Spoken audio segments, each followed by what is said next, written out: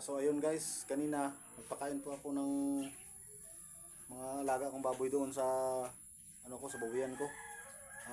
Nagulat ako kasi may gumagalaw sa sa may yung net ko doon sa manukan ko. Yung nakita niyo yung net wala namang lamang manok 'yon. May sumabit pala doon na ibon. Ni-rescue ko po. Nakita ko po kaya akala ko yung gumagalaw. Ito po siya. Basang-basa sa ulan. Mga ilang araw na siguro ito nung sumabit doon kasi ang payat-payat niya no. Halos lumabas na yung buto niya dito. Tapos yung kanyang paa, tingnan nyo yung kanyang paa. Yan halos na na. Magang-maga ito pa may pa ng yung tawag dito. Dito nalagyan ng dalawang paa niya na sabit doon. Sa sobrang niya siguro. Tapos dito pumasok sa ulo niya yung yung tali. At basang-basa siya. Tapos ilagay ko dito sa sinubuan ko po siya kanina. Pinainom ko siya ng tubig para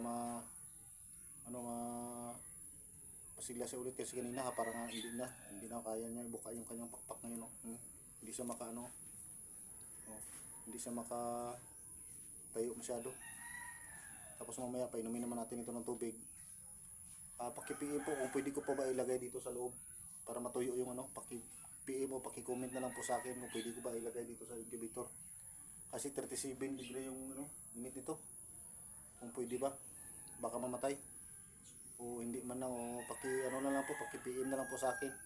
Na-rescue ko po ito sa doon sa manukan ko sumabit.